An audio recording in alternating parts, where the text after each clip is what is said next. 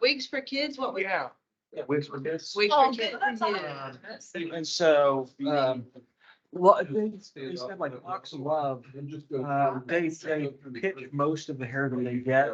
And then they end up charging, $1,000 a wig for people that need it. They said, well, wigs for kids, you donate it and volunteers make them and it's free for the kids that need them. That's amazing. I said, all right, that makes my decision. He said, cut it off. So they took 16 inches. That's amazing. Oh, really? It does. It's weird. I tried to put on a hat yesterday.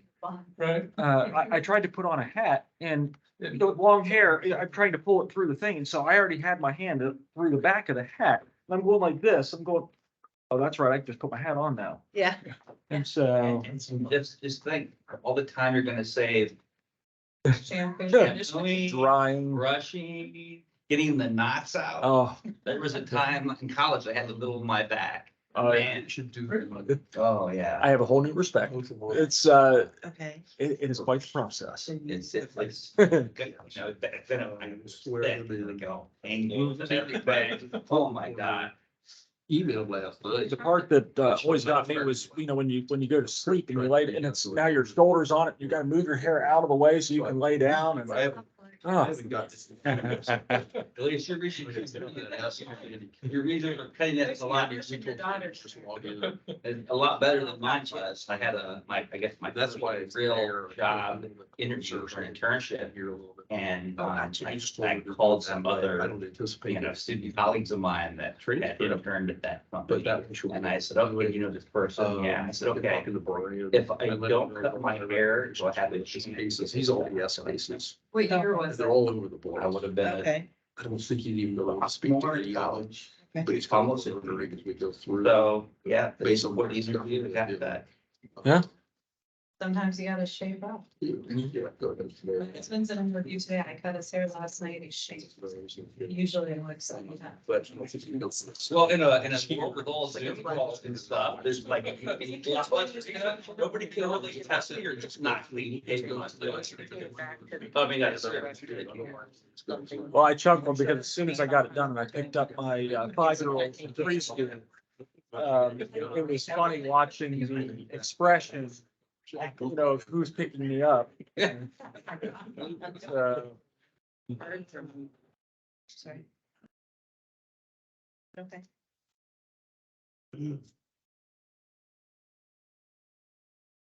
I did the Wigs for Kids once did you? 8 years ago.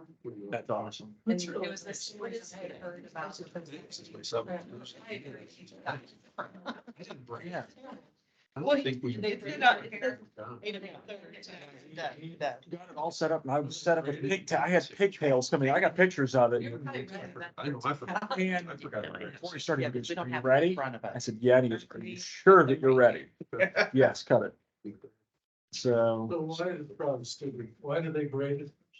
just, I think it makes it easier, because they put it in a bag to go over to Oh. there, and that way it's all together and easy for them.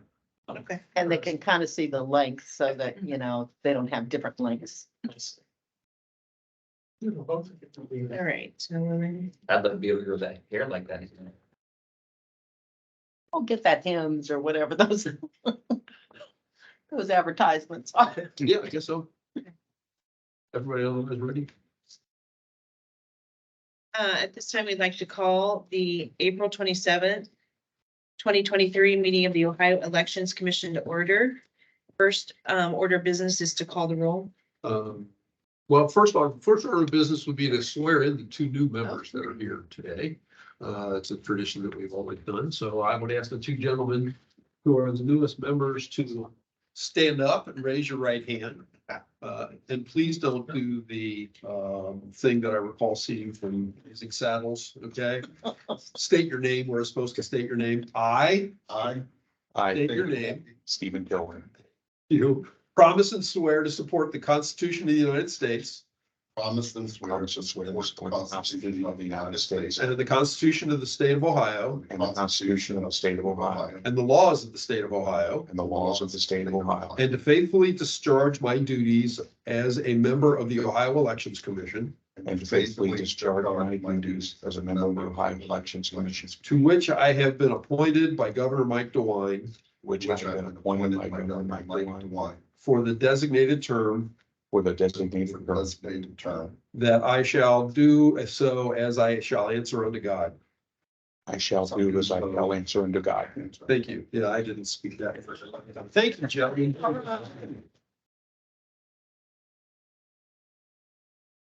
I can do Roll. the roll call. Mr. Lyle.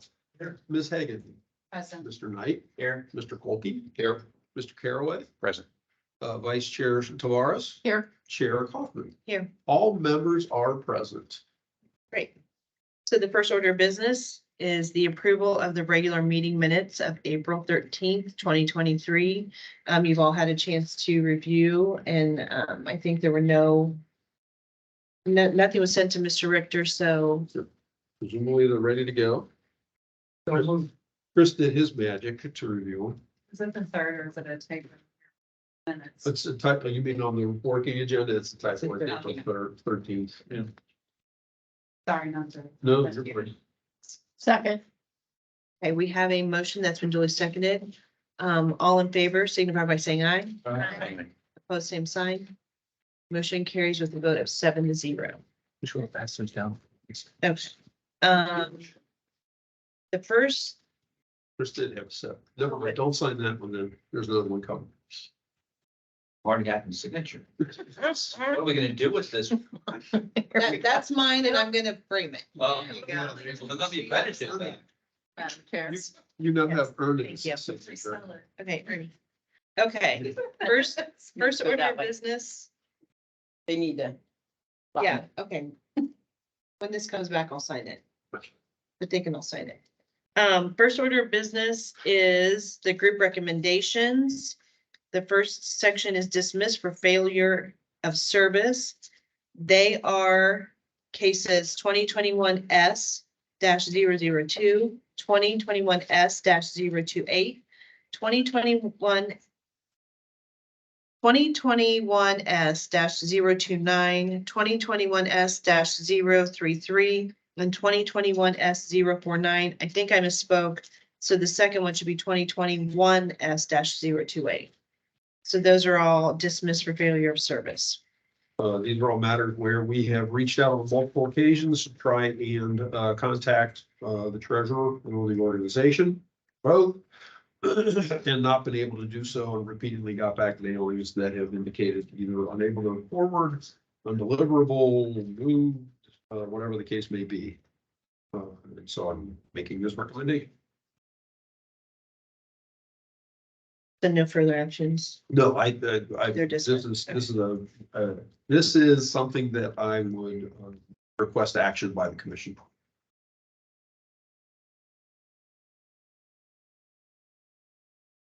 Do we need a motion to Yes. dismiss them? Yes. So hearing the explanation, do we have a motion? Second. All right. We have a motion that's been duly seconded. All in favor signify by saying aye. Aye. Opposed, same sign.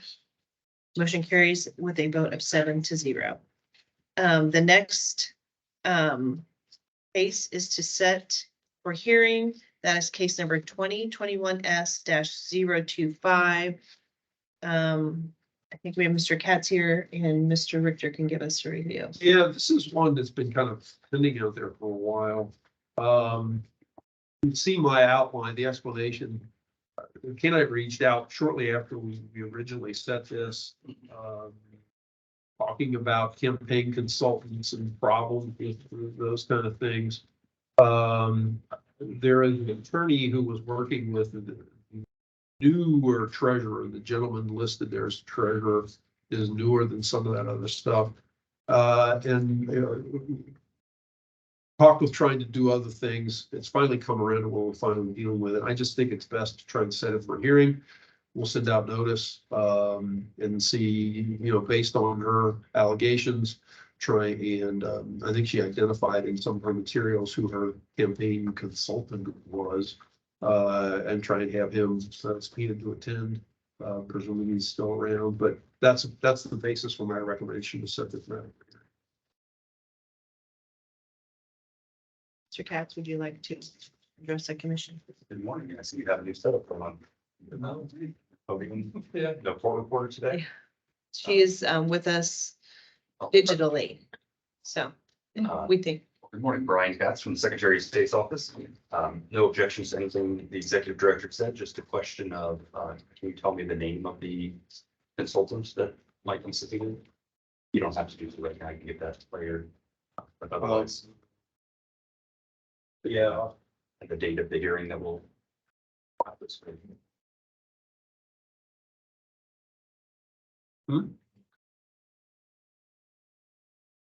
Unmuted.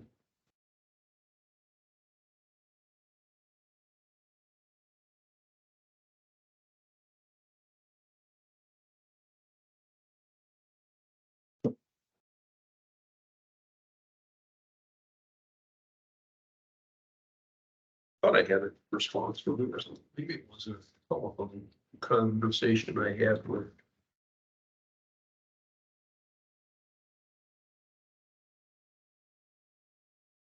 Rich Pulse of Serious Campaigns thank you. is the name that I see somehow affiliated with this. Thank you very much. Oh, I'm sorry, do you have a meeting schedule, being planned? No, I don't at this point. Probably, or to give some more time, probably August would be where I'm coming off the top of my head. Mr. Richter, is the consultant the same person that was the treasurer? My understanding is no. Okay, My understanding is no. That's the best I have at this point. I mean, it could, I don't think so. No, I didn't take that impression based on the, you know, we got a response, like I said, from an attorney for the listed treasurer. And then it included a letter from Jocelyn Smith that was not notarized. You know, and so that's, it just talks about him as a political consultant. So, okay. best I got.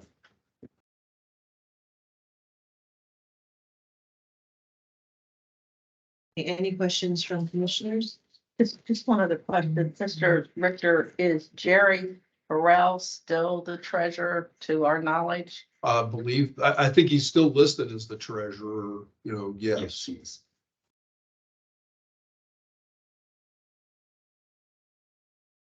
Any other questions or comments?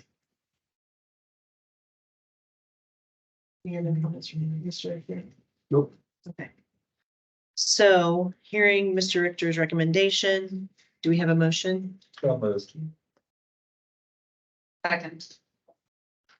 We have a motion that's been duly seconded. All in favor, please signify by saying aye. Aye.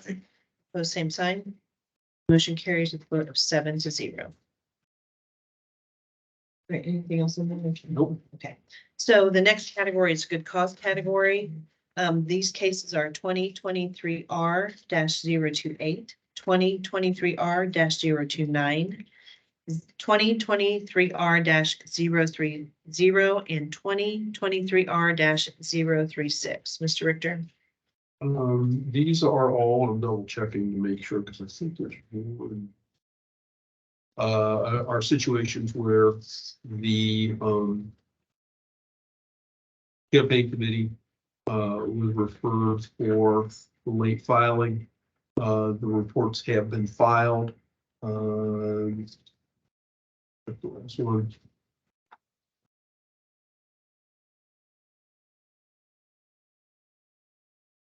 They've all been filed within a 2-week period of the due date. And so my recommendation is claim there's a violation for late filing, but for good cause, not impose a fine and refer the matter.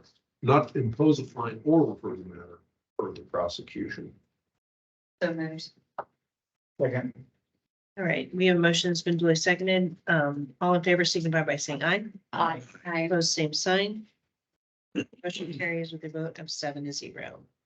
The next category is a $50 fine category. These are cases 2023 R-044, 2023 R-045 and 2023 R-049. Mr. Richter. These are all matters where, the reports have been filed. But they were filed beyond a 2-week period, and some of them are generally much more than that. And a response was submitted to the commission and gave an explanation. And so, my recommendation is to find a violation, but impose a fine of $50. I'll be glad to answer any other questions the commission may have. Any questions from commissioners? I just have a question since this is my first one. You're welcome to ask whatever. In terms of finding the cost for the $50, you mentioned the 2-week kind of period. Yep. How does that kind of come into the recommendation? Here's my long explanation that everybody else has, or a lot of other people have heard, but don't be afraid to ever ask questions on me. I tend to direct run on for a while, I'll tell you. For the longest time, anytime someone was before the commission for the first time, my recommendation would be to find a violation for good cause, not for fine. About 2.5 years ago, the commission asked me to reassess more or less our fine policies. And in situations even where someone was before the commission for the first time, if there was and I've been working this through with the commission, if there was, let's say, a more of a delay beyond that period that I stated for filing reports, I was encouraged to start recommending fine amounts be imposed. And so that's how we've come to this situation now, where even if a report's been filed and a response submitted to the commission, that I will make a recommendation of a fine in a case such as this. So, and $50 is the lowest fine amount that historically the commission has imposed on matters when reports have not been timely filed. Thank you. Not a problem. Questions? Hearing none, do we have a motion? So moved. Second. All right, we have a motion that's been duly seconded. All in favor, signify by saying aye. Opposed, same sign. Motion carries with a vote of 7-0. All right, the next category is $100 fine category.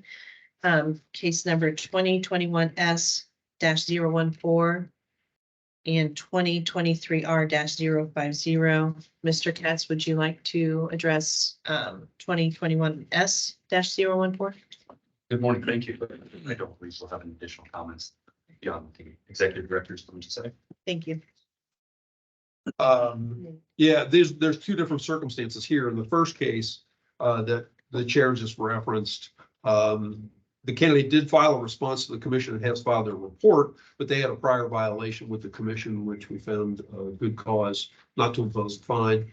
Generally speaking, if someone's back before the commission again, a fine will be imposed based on the circumstances of the case with a good cause. That good cause finding previously, $100 fine is generally accepted, or is generally what I would recommend. As to 2023 R-050, the report was filed, but it was late, and no response was submitted to the commission on which I could make any other kind of a recommendation as good cause or cause or lesser fine. Without that explanation, the standard approach for someone who's before the commission for the first time, which was the case here, I would recommend the imposition of a $100 fine. Any questions, Mr. Katz or Mr. Richter? Hearing none, do we have a motion? I move we accept the recommendation of the executive director. Second. Okay, we have a motion that's been duly seconded. All in favor signify by saying aye. Aye. Opposed, same sign. Motion carries with a vote of 7-0. The next case is consolidate with case number 2023 R-01098. Find a violation and impose a $100 fine. That is case number 2023 R-022. Mr. Richter. A response was submitted to the commission. Response was submitted to the commission. There was a prior violation. There is an upcoming case, but the filing that was acknowledged in this particular case would apply to the other cases as well. So I thought it was appropriate to consolidate these two matters. find a violation and impose a fine of $100. In 2020, in February 22, the commission found a violation, imposed a $50 fine in a prior matter, and that fine has been paid by Mr. Held. So he's back again, a couple of different times. Reports have been filed. My recommendation is to consolidate these matters and impose a fine of $100. I'll move the executive director's Recommendation. recommendations. Second.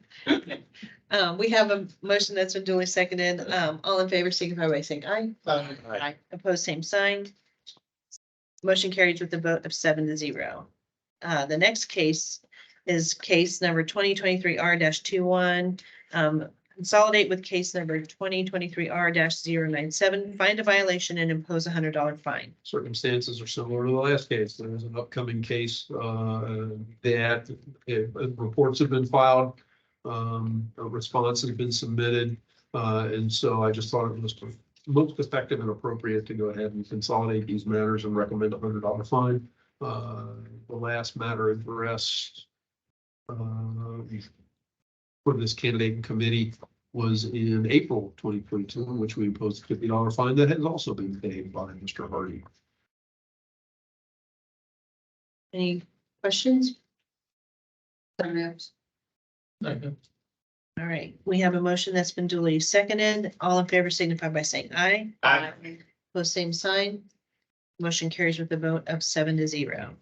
The next category is $400 fine category. That is case number 2023R-024. Mr. Richter. This is one that comes down to priors. You were to look at the worksheet, you can see that Mr. Johnson has had a rather checkered history before the commission dating back for a while. The last case on which we acted upon, the commission imposed a $250 fine, which was paid back in 2018. In this particular situation, if you look at the worksheet, you can see the explanation that he submitted. Running for judge now, and got himself in a situation where he had an open campaign committee and still open another committee, which you can do. I appreciate the challenge we've had. We had a case a while ago, if you guys may recall, David Leland, where Don McTighe represented Mr. Leland. Tried to explain that the circumstances surrounding having an open campaign committee and then trying to run for judge and going through all that kind of stuff. The commission didn't accept Mr. McTighe's argument at that point. This is a similar circumstance. The fine is a little bit larger here only because of the prior matters in which Mr. Johnson has been involved. Be glad to answer any of the questions that the commission may have. Questions or comments? I just have one comment, and that is on this, I had mentioned this to Mr. Richter. I mean, on Mr. Johnson's behalf, and I'm not suggesting he change it, but he's one of the few people that have actually paid their fines. I mean, he's paid every fine, so. 650, I think, is the. Yeah, I just wanted that for the record. Yeah. If he has done that. And I will interject into, you'll notice that the fine that I'm recommending is not a double fine, which is kind No, of I think it's historically appropriate. what I have done. So I understand what you're saying. I've tried to take that into consideration. Any other questions or comments? Hearing none, do we have a motion? So moved. Second. All right, we have a motion that's been duly seconded. All in favor signify by saying aye. Aye. Opposed, same sign. Motion carries with a vote of 7-0. The next category is a $25 a day with reconsideration option category. These cases are 2021S 010, 2021S 039, and 2023 R-026. Mr. Richter. Yeah, I'll comment on this and the next three recommendations after that as well, just to kind of save us a little bit of time. These are all circumstances where reports have not been filed. We've checked back either with the Secretary's office, as the case in a couple of these cases, or the respective board of elections. Reports have not been filed. No response has been submitted to the commission giving any kind of an explanation. The difference in the various recommendations from this one to, let's say, the second one down where I add a line about paying $250 to get reconsideration, or the first one on the next page where it's a substantially greater amount, where 27,200 reflects the amount that was due, that would be due today based on when the report should have been filed. And so,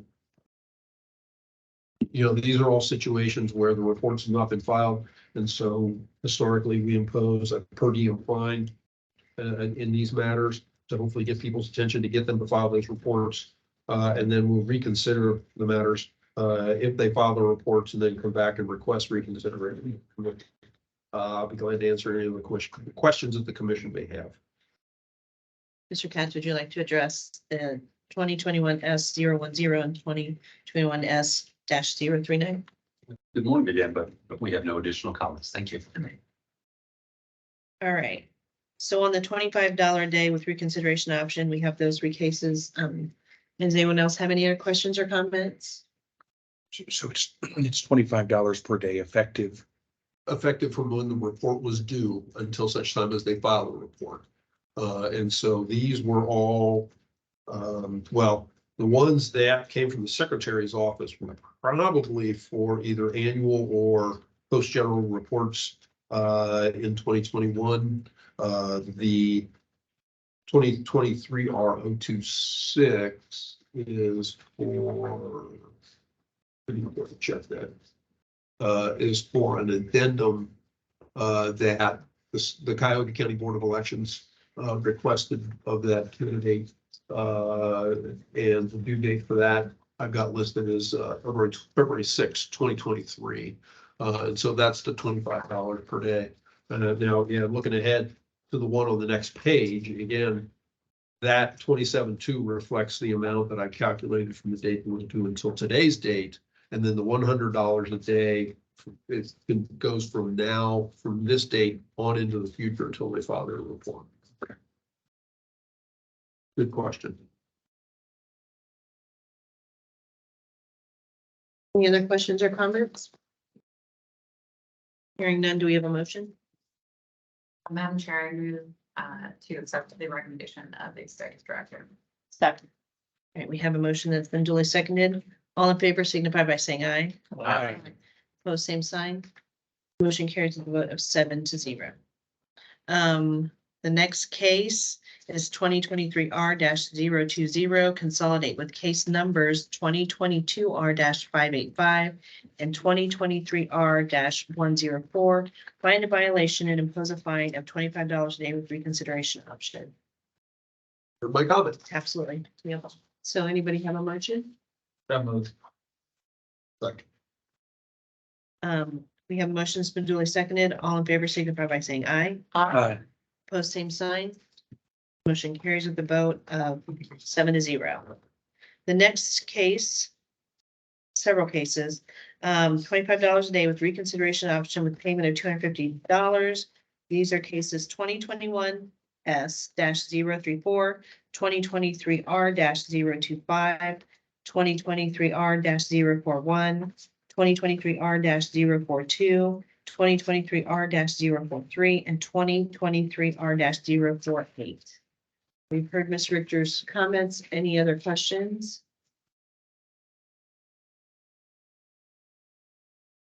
If hearing none, do we have a motion? Second.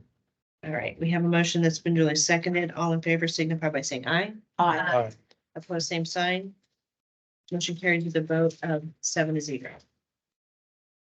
The next case is 2023 R-035. That is the category of consolidate with case number 2022 R-521. Find a violation and impose a fine of $27,200 plus $100 a day with reconsideration option. So any other questions? You've heard Mr. Richter's comment on that as well. Hearing none, do we have a motion? I'll move the recommendation of the executive director. I'll second. We have a motion that's been duly seconded. All in favor signify by saying aye. Aye. Opposed, same sign. Motion carries with a vote of 7-0. The next several categories are continuing the cases. I just need to read them into. Okay. You had the ability to continue those matters. Sure. So the first one is continue upon request of the Board of Elections. That is case number 2023 R-27027, excuse me. The next category is continue upon request of respondent. That is case number 2023 R-031. The next several cases are continued for service. These are cases 2021 S-005, 2021 S-054, 2023 R-023, 2023 R-032, 2023 R-033, 2023 R-034, 2023 R-037, 2023 R-038, 2023 R-039, 2023 R-040, 2023 R-046, and 2023 R-047. So those are continued Thank you. for lack of service. Yep. And Thank you. Just a request that they also be attempted again for the August hearing, or we'll be back. I'll get you new addresses for the two relative for us. Okay. thank you. Thank you. Yeah, just have Jason or whoever get in touch with Chris. And we'll try to move those along. Thank you. And that concludes the cases that are before us. We do have some other business. But we'll let Mr. Katz go because I'm sure he doesn't want to sit here any longer. Thank you for your time and welcome new members. Thank you. Thank you. Although we are delightful. Without saying. So the next order of business is discussion concerning the criteria to assess commission operations and the position of the executive director. For our meeting on April 13th, we were going to kind of review one section and then come back with recommendations or comments. Mhm. So That's kind of where we were as we continue to move this process forward. do you have the copy of those? You do as well. Okay, so at this time, I'm gonna kind of turn it over to Commissioner Knight and the executive director because they have more of a expertise on this, so. Turn over to you. I mean, we were gonna collect the feedback and then. I was willing to collect Yeah. feedback, but the end line was that everybody would just bring their feedback with them, since nobody gave me any feedback. Okay. That was the final, because I kept asking for it. He was willing to receive it. And nobody wanted to give me any extra duties and overwhelm me. And so everybody said, we just bring our comments to the meeting.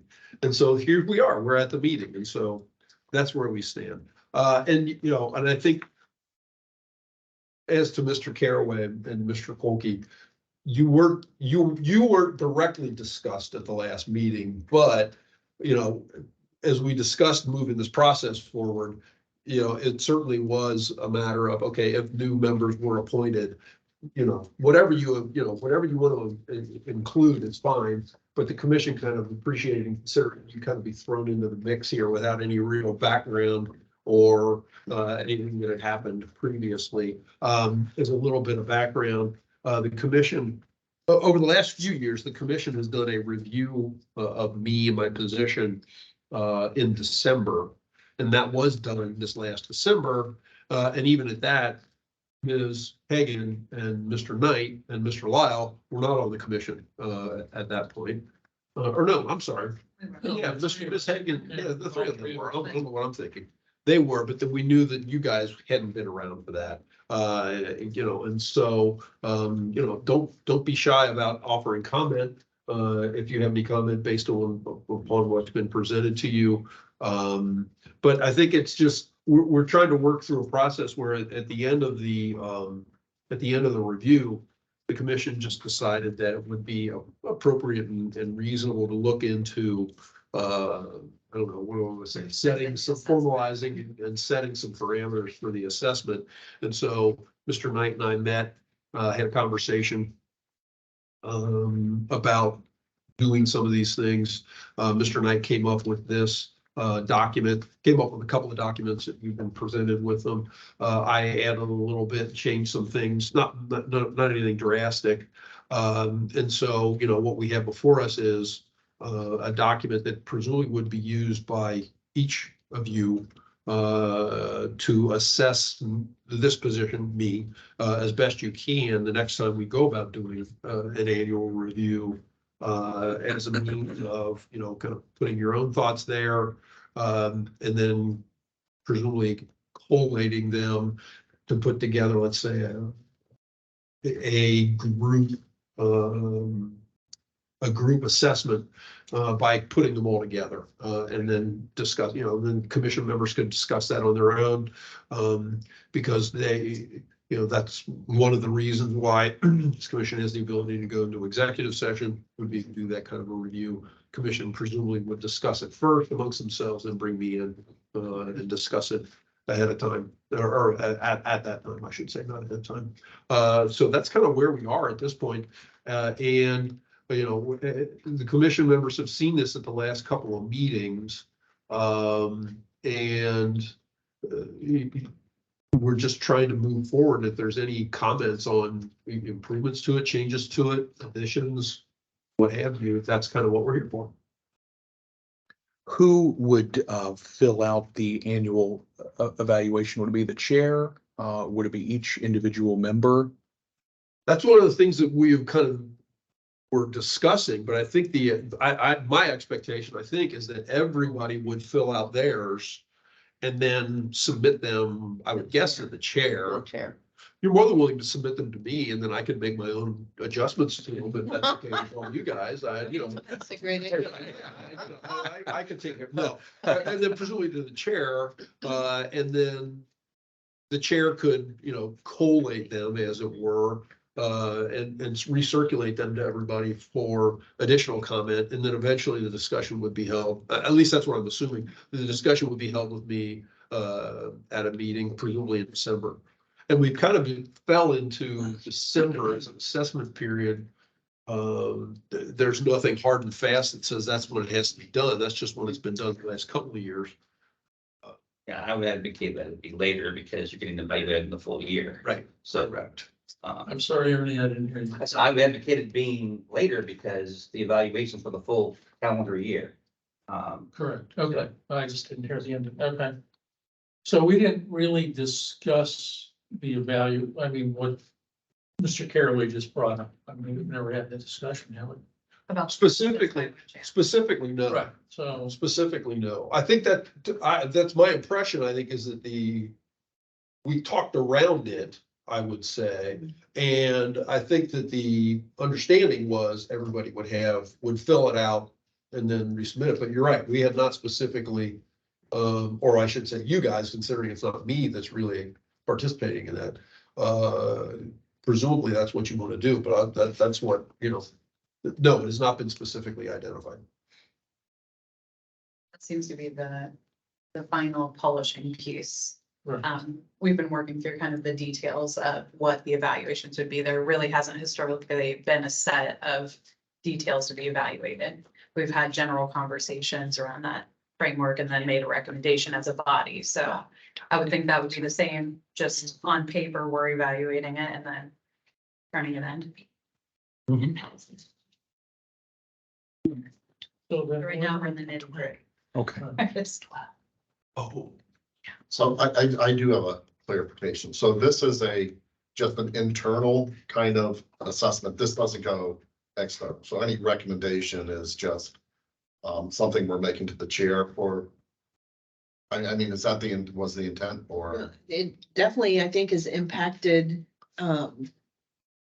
your That's how we define. salary and Mhm. all of that kind of thing. So it's very, I would say the importance of it and the importance of us getting it right are high, because this really is, Mr. Richter's review and impacts his, compensation and that kind of thing. So yes, it's with the great thought that this has all been kind of brought to the forefront, and Mr. Knight has really worked with Phil to, develop, measures that are fair and, effective and can move, like not, move the needle forward for the commission, but also be fair to Mr. Richter in the process. Since we are not here 7 days a week and we don't know everything, I think it's, there's a lot of thought going into this process.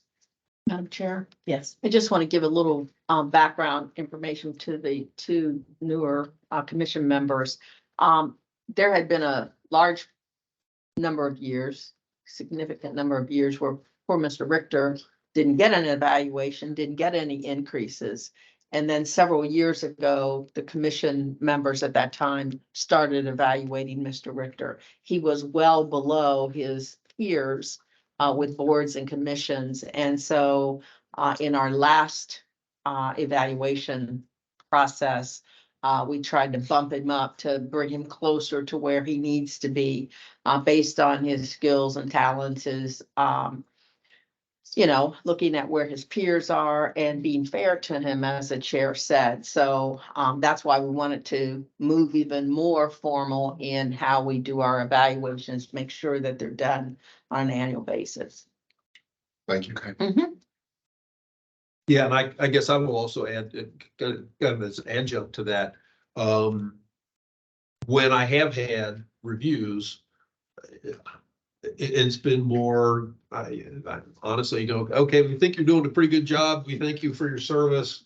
You do these things a little better, et cetera. And there hasn't been any kind of formalized assessment process. And so that's why we've started to come up with this document and these materials were to make it a little bit more formalized. Because I could go back to, you guys may get tired of hearing me talk about the history, but I've been here since the commission became an independent agency in '96. So there's never really been any kind of a formalized process. It's just kind of been on the FCOM, and I, from my perspective, it's worked. But I think that it's probably more appropriate to do something like this as it relates to how we proceed on into the future. No, I appreciate those comments. I think coming from the educational background, we assess everything more than we should. So it's good to know kind of there was a little disconnect there. Well, and if we're being honest, Phil has been in this position for some time. I don't think he wants to work for the next 20 years. So, we need to have some succession planning. We need to know what we're looking for, or whomever would be looking for, to know what they're coming into if they're to follow in Phil's footsteps. So I think that there's definitely a thought process that we're trying to, plan ahead.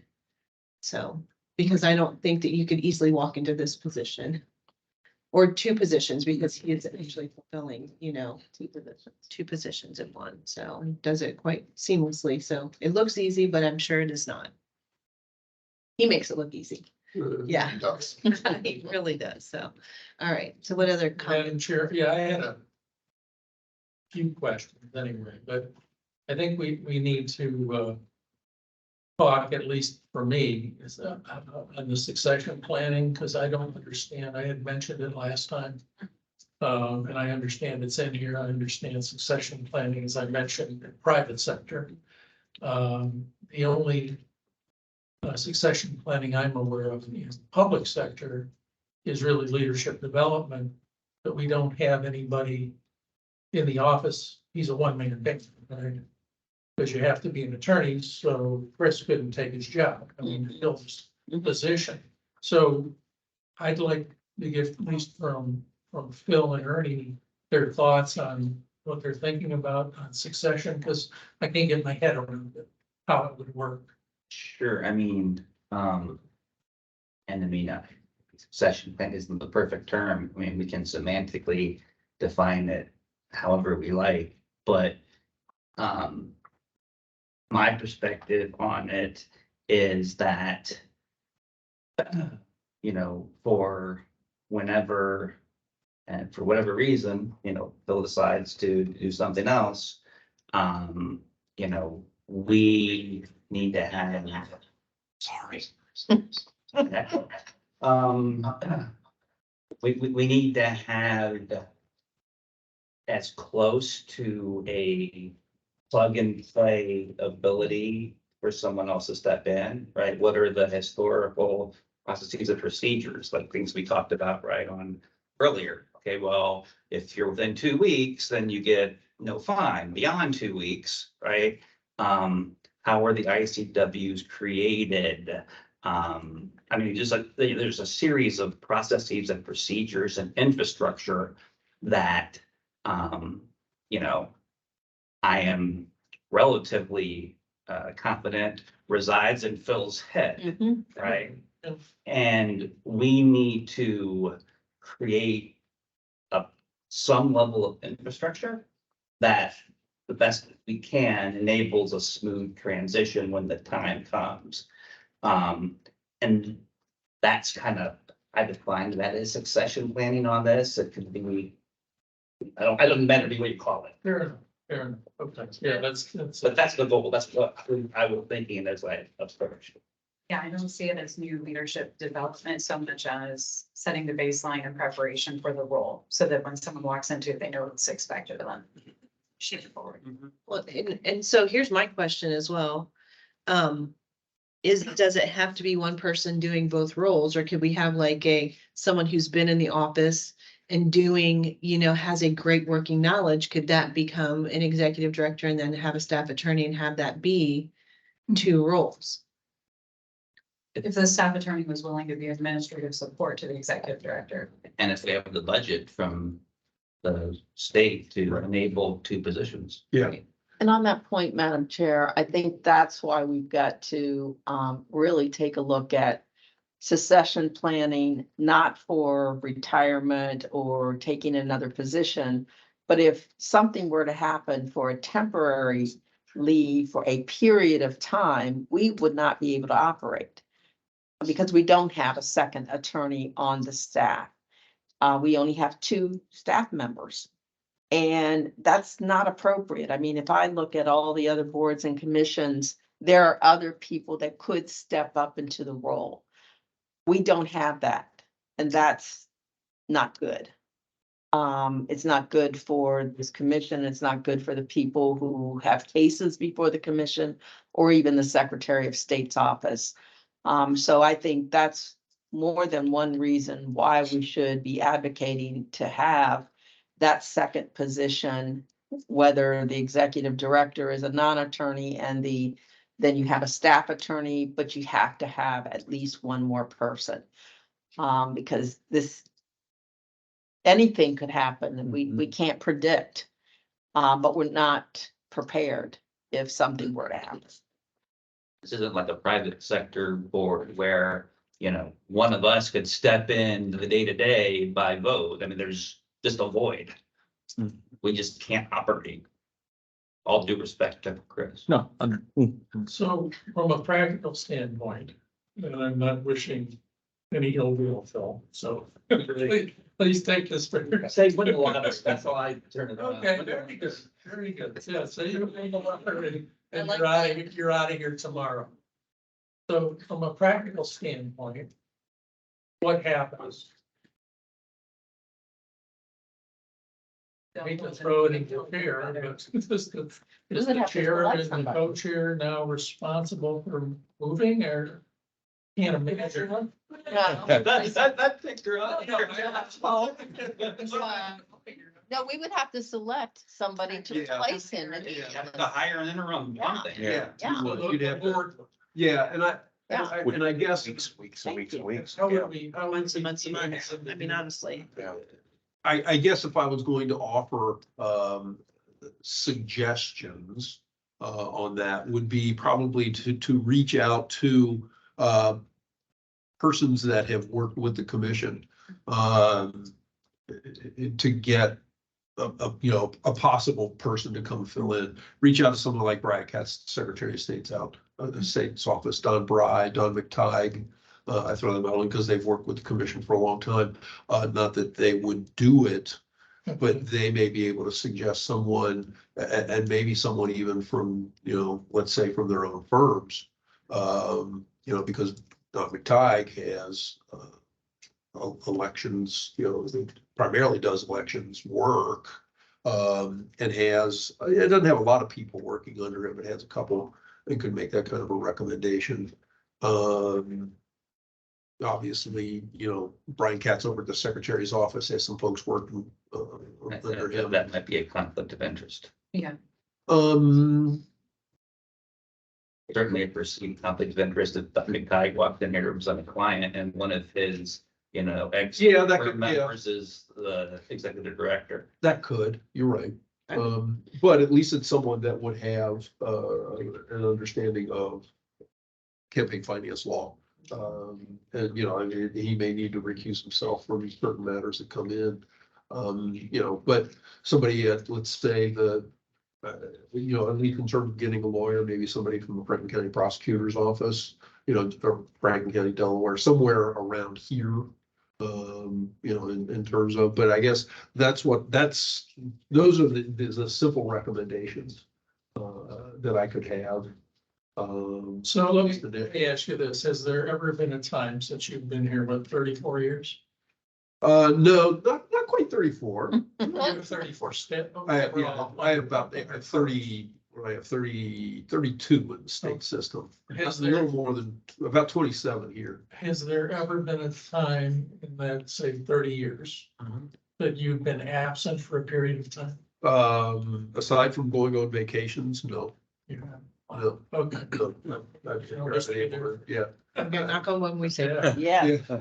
the real wood. Mr. We won't Richter, talk about anything else that's happened in the intervening period, but no, I've not missed So substantial. we don't have anything we can look back at to say. No, I was absent, Yeah, no, something stuff really. Okay. You're stuck with what I have done over the last X number of years.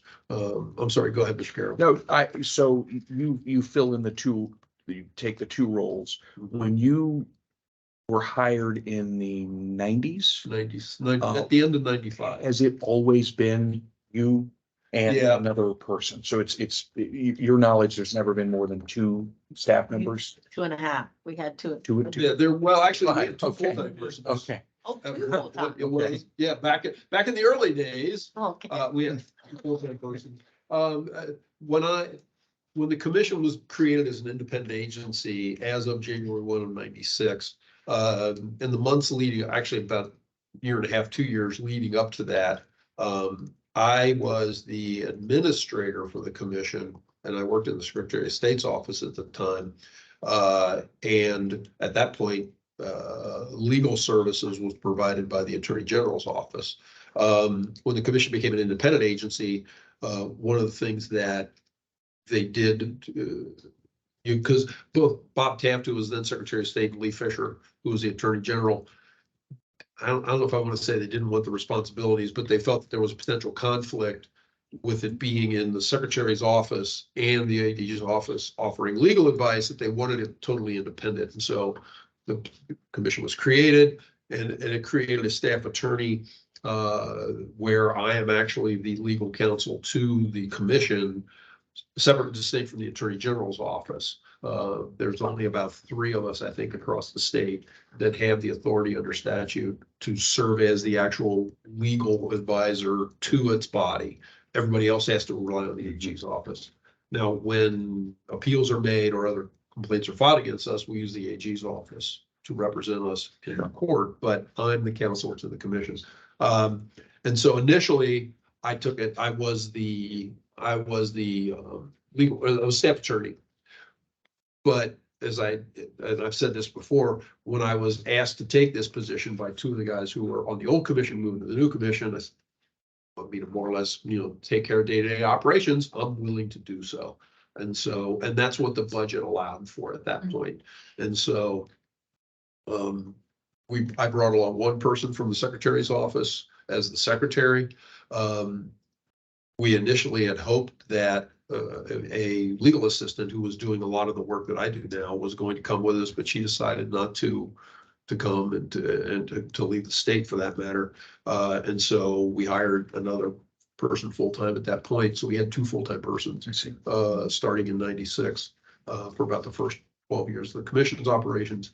And eventually, because I was doing both the staff attorney work and also serving as the executive director, essentially, created a new position that was the executive director for the commission that has to be legal counsel, and serve as the staff attorney of the commission. So that's kind of the quick history of why I'm the only one sitting here. And again, when the pandemic hit and the governor's office more or less sent everybody home, we really only had, I felt like, well, and then I was also instructed by Office of Budget Management, you've got to get your costs in line. We're advising you to cut certain things, and the only way I could do it was by letting the part-time person that we had on staff go. I see. Betty Springer, who had been with the commission from the beginning as well. And wanted to get her back on since, although Betty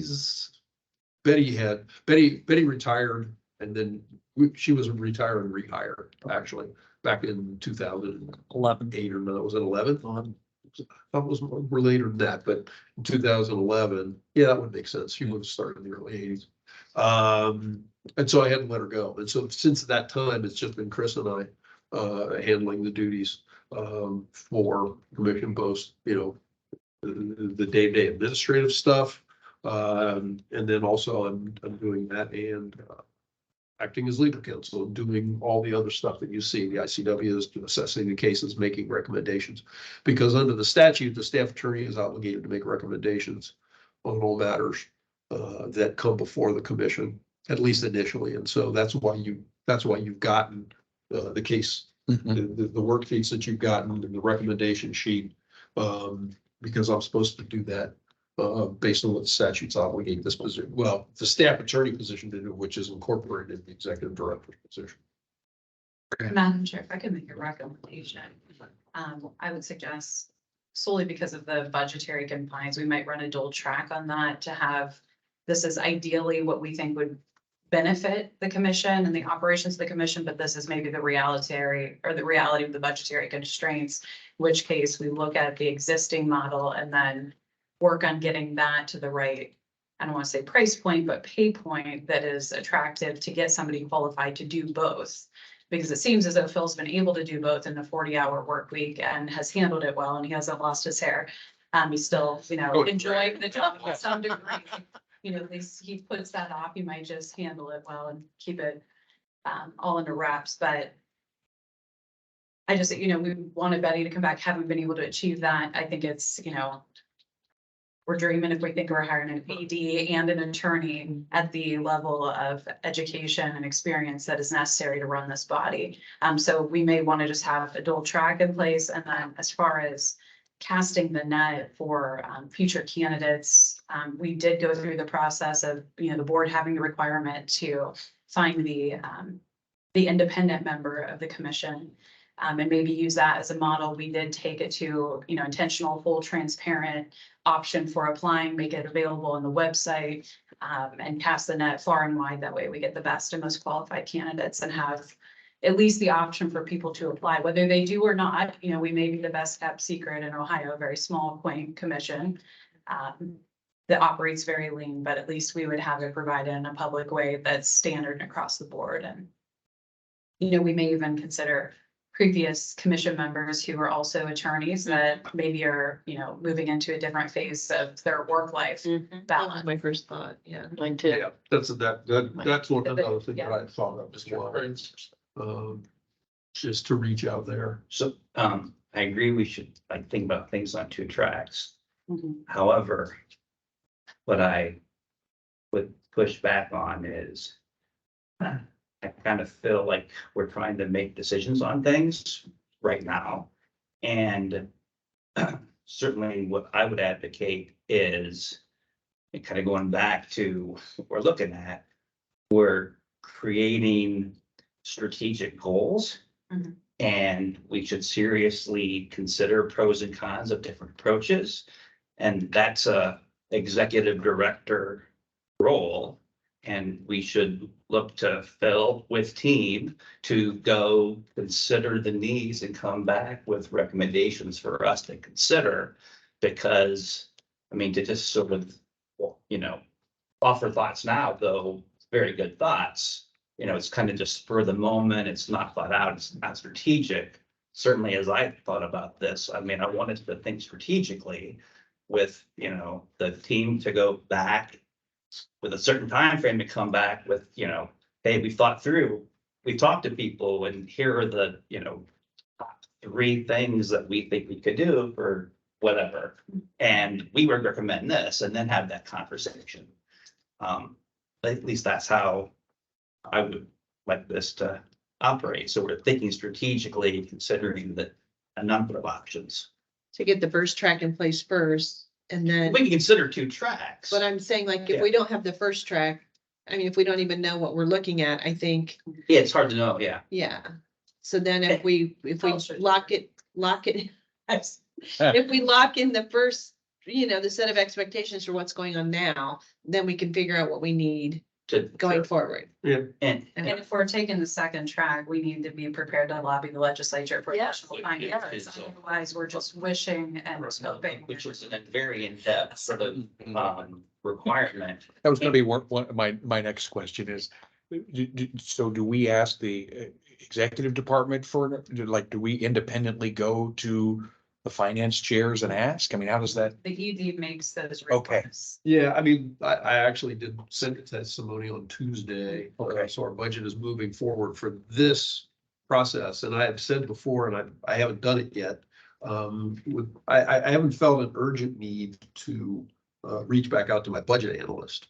But one of the things that I anticipate doing is approaching at least the budget analyst initially in terms of the conversations that we're having here about the possibility of, let's say, dual tracking this thing, et cetera.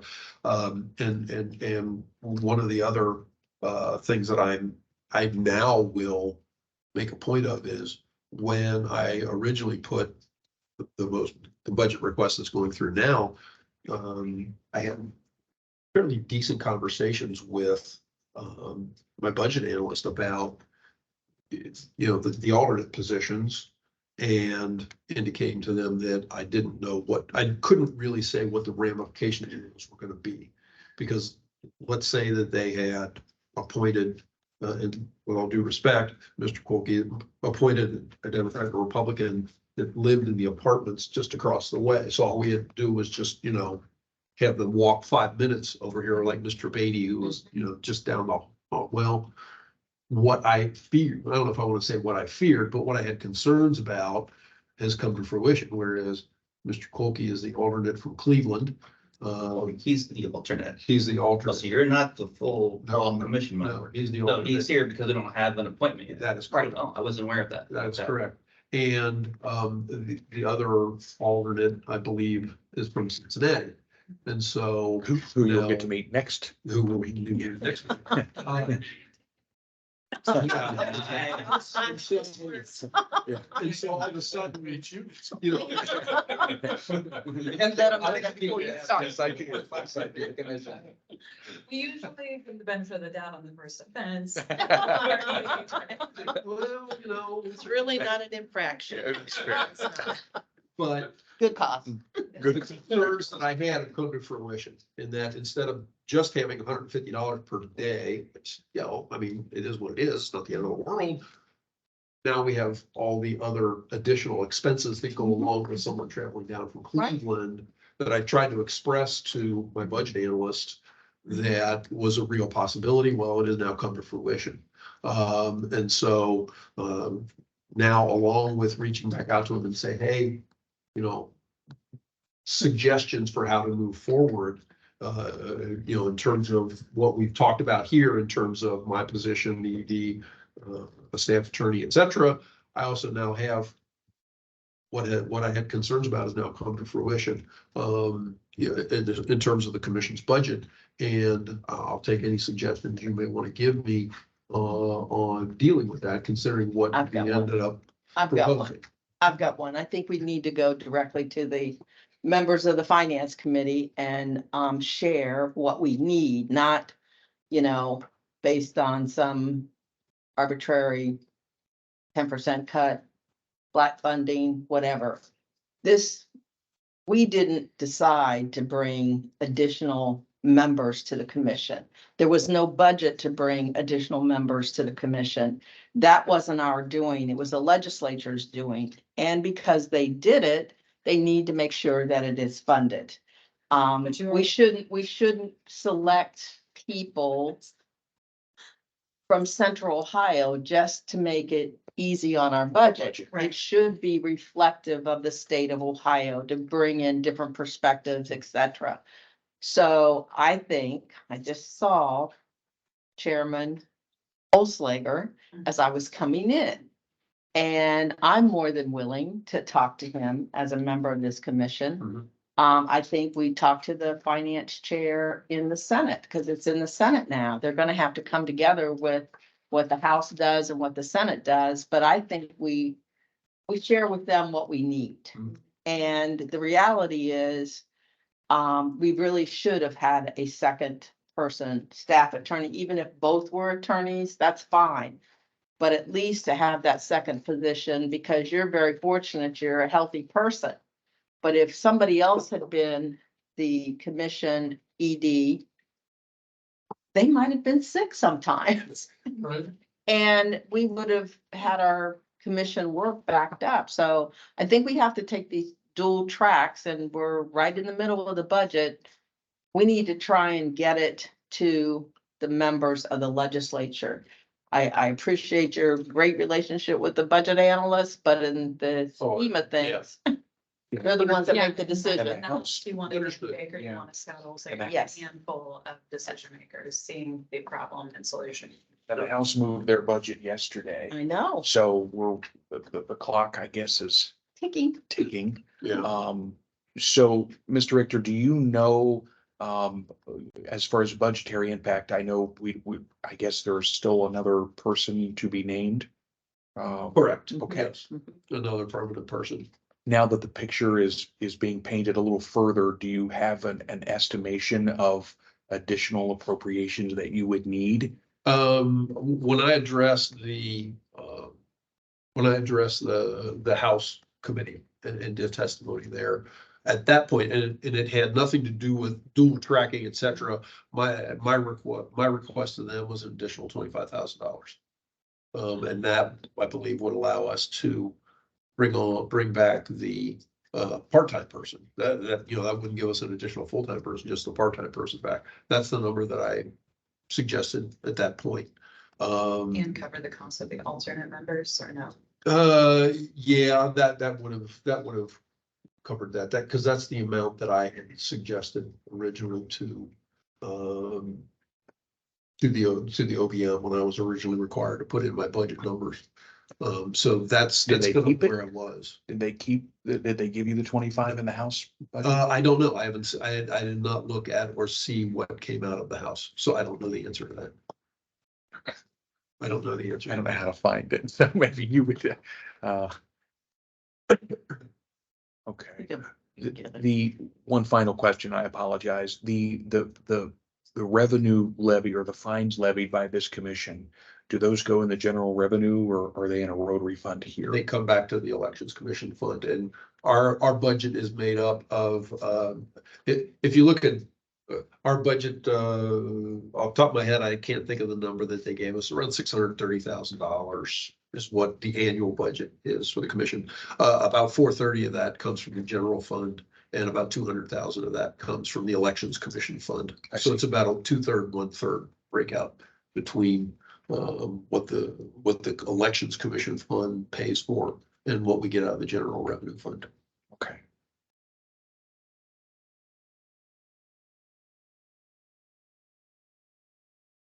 What are our next steps?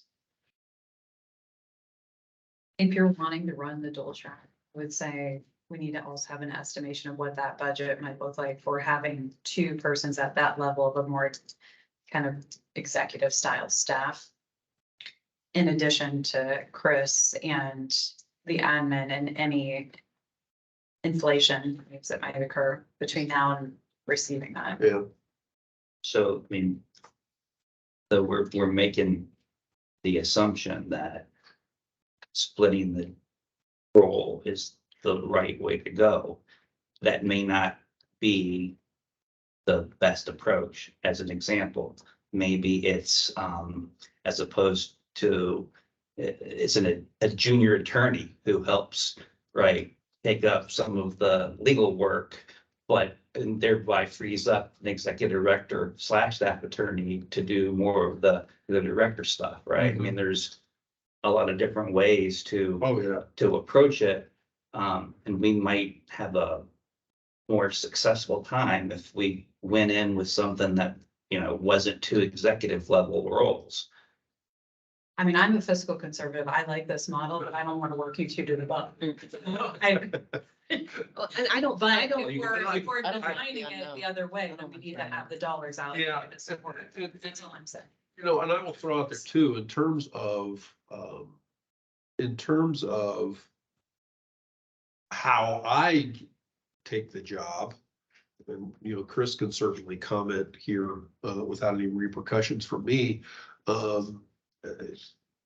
Administratively, I don't know. I mean, maybe what, 20% of what I do, maybe 25-30%, somewhere in So that maybe range. it would be kind of Yeah, I without a mean. lot of substance. Yeah, and you know, let's say you brought in just an executive director at my current salary level. That to me doesn't seem like the best approach, let's put it that way. Because, I mean, we've got administrative tasks that we undertake and that I'm, you know, that the position is responsible for. But that's not the primary elements, the primary element of the job. Primary element of the job is, you know, me making recommendations to you, me acting as legal counsel, That makes sense. you know, doing those kind of things. You know, Chris does, you know, I'm responsible for approving all the billing and the payments that we have here. Chris does all the work for putting them into the system, doing all that. Then all I need to do is go in and, you know, review them, click approve and move on from there. So, you know, unlike, I'll pick on Paul Nick, you know, my compatriot over at the Ethics Commission, you know, who, yeah, I mean, he's got, I don't know how many people he has on staff. You know, I mean, he has his own computer folks that do that work. Plus he's got the folks that take in, you know, all the various, financial reports, which we need to discuss, by PSA the way. too. You know, financial reports, he's got a legal staff, you know, he's a lawyer, because he was one of the legal staff at the Ethics Commission before he took on, the executive director's role there. You know, and so I'm sure for him, you know, it's probably the inverse. He probably does 70% administrative and 30% legal. Because I know he still does some legal stuff, or at least I'll reach out to him every once in a while and ask questions. You know, so that's the thing about here too, you know, similar to what you're talking about, I think, Mr. Knight, is, you know, bringing somebody in with a lot of administrative experience may not be the best approach for this position, in my opinion. And Mr. Richter, I totally agree with that analysis and Mr. Knight's points. However, if something were to happen, if you suddenly decided you wanted to retire, not having somebody who already had the background, understood how you made your decisions, you know, that's why the infrastructure is important, because we can't have everything in Phil's head. We've got to put it to paper. right. And, you know, remember, You started this agency. It's a lot different when you're the one that started and you created the best way to do things. When you come in after that person, you know, the long historical person who's operated an agency, an organization, a business, and that person grew it and got comfortable doing it, but you're coming in brand new and you've never done it before, and you're learning all of this. It's second nature to Phil. It wouldn't be second nature to whomever came in. I'm not saying you bring somebody in at an executive director level, but you still have to groom and prepare that staff attorney, whatever level you bring them in, junior or associate or whatever. You still have to groom and mentor them so that they understand the administrative role that Phil has, working with the legislature, working with OBM, et cetera. You still have to do that. Sure. And if he took a leave of absence for whatever reason, you would have somebody that could temporarily hold that position. And that's the reason I'm very clear we do need to do the dual tracks, because otherwise I could see us just not being able to do anything. I agree with you, the do track. What I push back on is what the role for do track should be. I don't have enough data to have a definitive opinion, but my sense is there's not enough work for a executive director and a full-fledged staff attorney, but maybe it's a junior staff attorney, or maybe, I don't want to make assumptions, but, I mean, the one thing that Phil didn't mention, right? I mean, certainly, I think there should be, right now, there's, you know, and we're a production shop, right? We produce, you know, this, right, which is great, but, there's not time for strategic thinking and, you know, thinking about how we serve our customer or our customer or whatever it is, right? It's clearly this. And if we had somebody else that would free up some time to allow the executive director to do that. And my only question, right, is I think there needs to be another role, but what is the right mix, right, of role? I just don't know that it's an executive director and a full staff attorney, unless that staff attorney is like more of a junior person. That was my point, is if we don't, like, I do agree, we need a dual track because we need to figure out, you know, plan A and a plan B, but I don't know that, I think you have to have a plan A to start out before you can even know what a plan B would be. Is that? Well, then I guess the challenge is, right, we're up against the wall for a plan B, right? If we don't do something like yesterday, we're 2 years from making the ask again. Yeah, I agree. I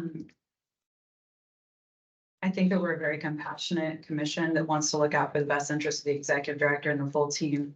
But I feel like I keep hearing from the executive director that it's not broken in his mind. So we may be proposing solutions for what might be broken in a different scenario, but if we vet and hire the right qualified person, they're gonna get up to speed and do the job well if we have the expectations set into place. Or at least we should have confidence that we can vet someone and bring the right person in. That's just a thought I'm having based off of what he's telling me, because it sounds like 20% admin, 80% legal nature almost needs to be a key hiring indicator for that role. Otherwise, the ED is effectively an administrator that supports the legal staff and then regurgitates what they say, possibly. That's not crazy. I mean, I'll put it that way. That's not crazy. We just need to clone you, duplicate you. That's a scary thought right there. So were you seeking adoption of the form that's all of you had worked on? I mean, I looked at it, I thought it was very thorough, not having background into its creation. Now that I do have, but. May I pause for a moment? At this time, Commissioner Vice Chair, Tavares needs to exit. She's got a meeting that she needs to attend, so. Presentation to the legislature, group of the legislators. So at this time, can we move to excuse her for the rest of the meeting? So move. Thank you. Do we have a second? Second. Thank you. We have a second. We have a motion that's been duly seconded. All in favor, signify by saying aye. Aye. Opposed, same sign. Motion carries in the vote of Seven. 6-0. Yeah. 6-0. You can't vote to excuse her? No. I think she should be able to excuse me. You can, actually. Commissioner Tavares has abstained from the vote. Thank you. Yeah. That's necessary. Pending options. No, but I didn't want to cut anything off. If you Yeah. wanted to have further discussion, if there's nothing else that we feel is being productive at this time, because we need to kind of, maybe ruminate on what has been thrown out there, maybe just have some more thought on it and come back to the next meeting is Next meeting is next Thursday. Thursday, the 4th, We have a hearing. but I don't. Well, I think what the we have hearing time is to gonna, end up- discuss. I think what the hearing is gonna end up being is more of a, motion issue consideration. You'll get information on that from me later today or tomorrow, in terms of what's gonna be on next Thursday. And the 25th is another meeting where we'll have, there I am anticipating a hearing, hopefully in the interim, there was another issue outstanding on that one, which hopefully I'll deal with between now and then. And so, maybe at the 25th meeting. But, as it relates to your question, Mr. Carroll, I don't think it was as much what, for me, an adoption or approval, it's what you guys all want to do. And if everybody's, I don't even know if there needs to be a motion or anything like that. If everybody's okay with this format, okay. You're talking the evaluation. Yeah, the evaluation. I still have questions on the. Yeah, I think we've got a lot of, is there bandwidth to do, all of this, some of this? Right, does the rest of the percentages right, does the rest of the commission agree with the different projects we've laid out, all that still to be discussed. I agree. Yeah, today's full conversation is just supposed to be in that first block. And it's been fine with it and moving forward, kind of block by block. Yeah. So Commissioner Knight, correct me if I'm wrong, you just want to know if we did our homework and what contribution. Some of us are okay with what you did, that's why we're in. And some of us have questions. Yep. Yeah, I mean. So what you did. So, I mean, again, this was me just, giving thought, throwing something against the wall, so. No, we talked about that last time. I agree with you. I think that it's difficult for us because maybe we all come from somewhere where we had evaluations that were done and maybe quarterly check-ins that would, you had those meetings, but we see literally a snapshot of what Phil and Chris do. So, I mean, I don't think that we get a whole picture. And I think that that's where the difficulty for me comes in, is that how do I sit here and tell? I mean, I think that the measures are great. I mean, I think that you did a great job. The measures that you have, I think are great, but I would not want to unduly put my thoughts on these two in particular because I don't really know. We need input from them, like Yes, what do you exactly. think you can accomplish? Can you accomplish these things in this time frame? Yes. Right. Or not? Is this too aggressive? Do you think that, evaluating the customers is a stupid waste of time? We don't want to, we need kind of direction from you as to, do you agree/disagree with these things? What do you think of your bandwidth to accomplish all, some, none? Yeah. How would you rank them in order of importance? All that kind of thing really needs to be driven by you and Chris. Yeah. Okay. But we still need to flesh this out. Absolutely. Right. Like the question you said, so customers, so very simplistically, Mhm. who's our customers? How do we define it? Me and Phil had a I mean, 20-minute we have discussion on that. it seems silly, But we but don't know. yeah, we're Right. kind of in an adversarial process. Right. Yeah. With who we deal with, so how, we need to define that and Yeah, talk. Is Flesh the Board that of out, Election talk about our customer, or is the actual people that come before us our Yeah. customers, or is the Well, I know, I'm that's, just It's the throwing people things running out there, around. you know what I mean? Yeah, and my thought here was that, we create that as a goal to the center customer, and we ask this team.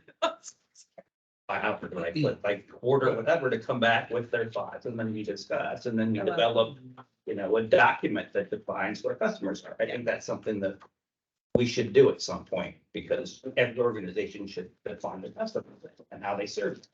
And we don't have that. But we're not Again. actually going out and marketing to and casting that to capture new people. We're dealing with the people that come in front of us because of the errors that are made in their Right. filing. So our customer essentially of the commission is the people that we're working to get into compliance. So that's already defined. Sure. I don't agree. I don't agree. Oh, wow. That's simple. well, and yeah, and see, he and I had our conversation went on for a while, because it's like, we get telephone calls with people asking questions about campaign finance laws and So they should be referred to the Secretary of State. for that matter, well. She does have an answer for it all. Yeah. Sorry, I love it. well, Direct them to the body of government. I get questions on basic election law, which could go there, which has actually come Correct. to me from the Right, Secretary that they're of State's not office. And so, and we get calls from people in the state of Ohio, but I'm not regularly, but I Yeah, get trying. calls. I get calls from people in Washington, asking campaign finance related questions, because they deal with campaign finance law. So, there are those persons. There's the Board of Elections, the Secretary of State's office, in terms of back and forth with them, because I'm either regularly dealing with the boards in terms of what referrals they've made, or boards will ask questions of me as it relates to campaign finance law, how it should be applied and so forth. People that want to get advisory opinions. So there's a broad cloth of people that are out there. I had another point I was gonna make, and I've forgotten it because I blathered on about this for a while, but But that may be more directed towards you as the executive director and what you're able to offer versus the full commission's responsibility statutorily. well, true. Is it- I've is it not read statutorily that we as board members have that responsibility. So I'm just working off of. But the day-to-day, Phil and Chris do, right? And we're evaluating the executive director on a number of metrics. So, to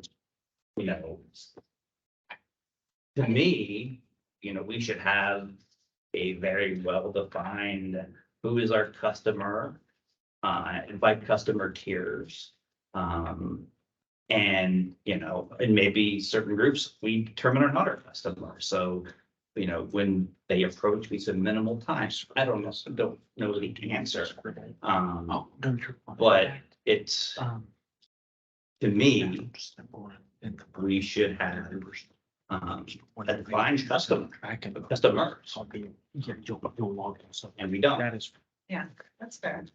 I think it's a question of how granular we want to get as board members with the day-to-day, which is not a bad, it's not a bad position to be in, to be in that level of depth. But we still need to define this block line. Let's Yeah. maybe Right. get the questions. Because I think we have two board members that have put a ton of time into it. We're Absolutely. missing an opportunity to have you vet. We're concerns right now on the report. Yeah. Right, and I'll throw this out too as a side issue. It just, you talk about, kind of what your responsibilities are. And I thought we get audited every 2 years. And actually, the audit that was done, presumably done a while ago, is not yet completed, to be passed along to you. That's a whole different issue. But I battled for years with the auditor's office, because if Chris takes time off, he gives me a form and I sign it and say, okay, here's your time off, and I put it in the system, etc. When I take time off, it's inappropriate for him to approve it. And I battled with the auditor's office for years because I said, it's inappropriate for you guys to approve it because you're not here. Right. You don't know. I mean, I feel like I've been responsible in how I go about doing that for all those years. And so what I've entered into, and I've been meaning to get to you guys, what I would normally do is send out an email or either an email or a memo. And I will say, just for your information, here's the time that I've taken off, in the last year or whatever and present that to you. I don't think I've done that since you guys have been on the commission. I should do that recently. give us that And heads that finally satiated the auditor's office because they kept wanting me to get you guys to sign my leave forms. And I said, you're not here. They're not here. They're not here on a daily basis. I felt like that was inappropriate to put all of you in that position of approving something that you weren't around to witness or see. I'm around. I see when Chris is either here or not here. So, and so, like I said, I will get a memo to you that says, okay, here's the time I've taken off, just to inform you of what it is. To keep you apprised of when I'm not around. But that's one of the, kind of leveraging off of that, what's your responsibility and because you guys are here on a daily basis. And I've felt that it can be difficult to go through an assessment process like this when you're not here on a daily basis. So I'm sure I screw up more than you guys will ever know. I just think we should, there's the value review and make a recommendation. Well, there you go. Yeah. Okay. I'm good. Okay. But I do think that, I mean, knowing how boards and commissions work, like in the private, boards in the private sector, like you have boards for advisory capacity, but they're not really your boss. You want to run everything through them and you can leverage them for help or whatever. And they can also recognize when someone's not doing something correctly, but I guess I struggle with that fact that we don't have a snapshot into day by day, day-to-day operations to say that we can approve your vacation or not your vacation or, that, I mean, it feels like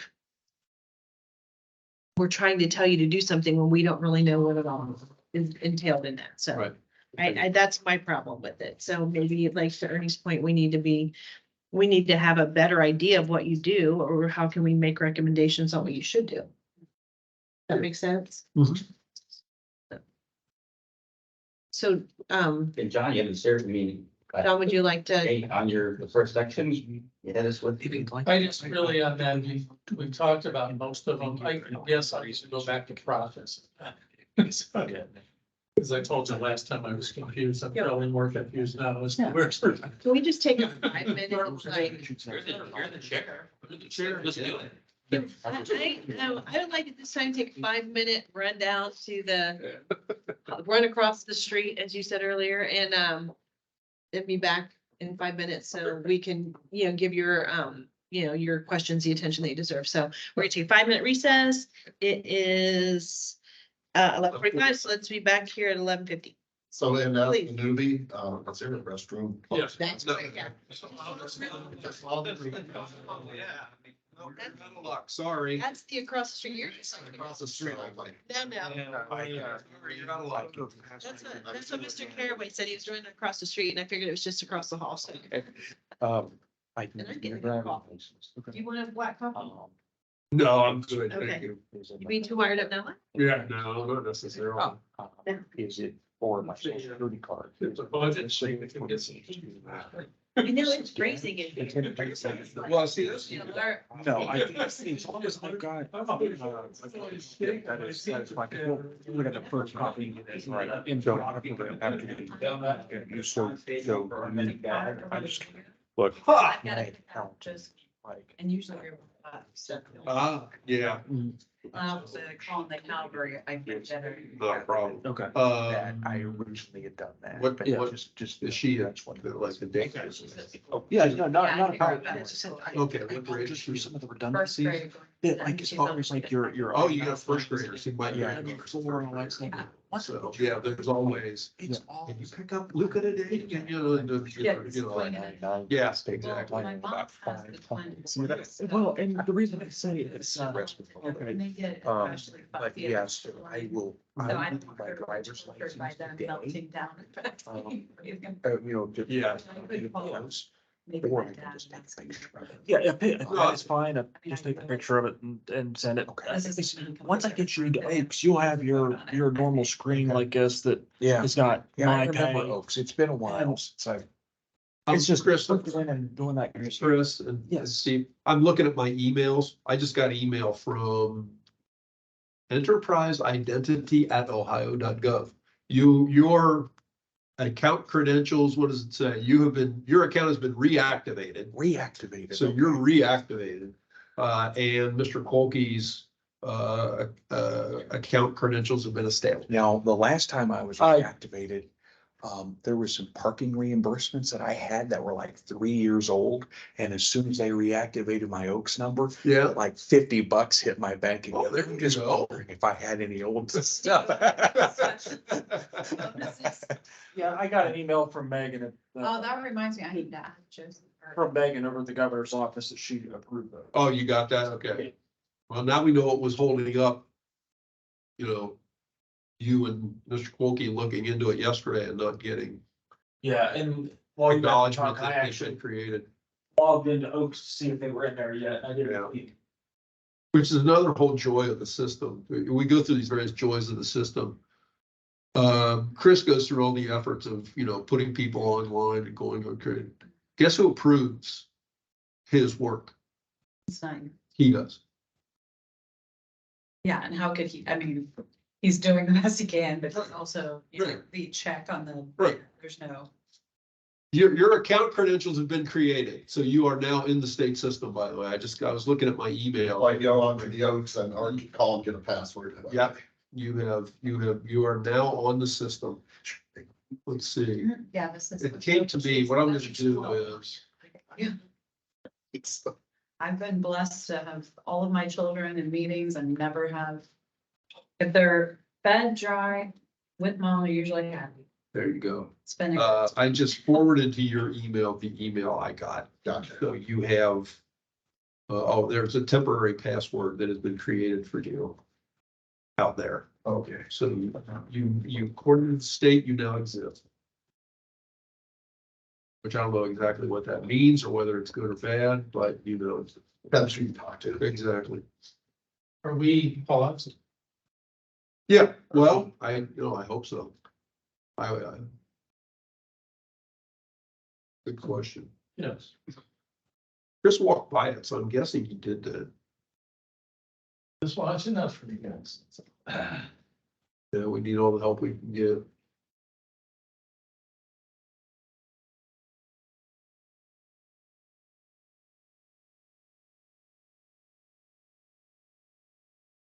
Hey, so you're not a friend. We call it under you. Diane. Okay. Which, I think with this all. I'll eliminate that off before it's uploaded anyway. I know, but. Oh, okay, so we're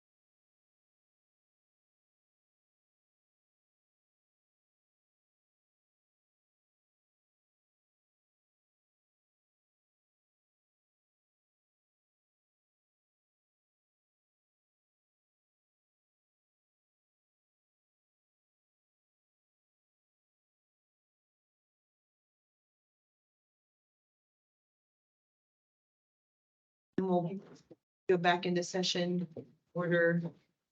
Ever.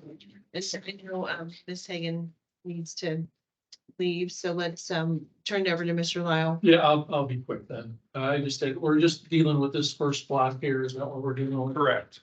Just this, down to here, down to the goals. Yes. Okay. So I'm just, what does on the fourth bullet point, what does that mean? One, two, three, four. I thought leadership internally, externally. I think that is a matter of, I will go to, at least I'm thinking so. I will go to, CLE sessions, and discuss the commission's operations, commission in general, and really discuss, when appropriate, discuss campaign finance law.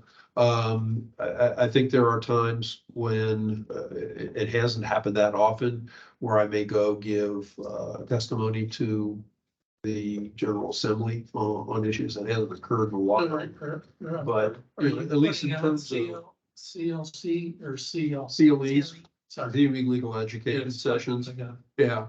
I'll be doing one of those toward the end of So July. that's what this I do that refers to, where you're actually the instructor.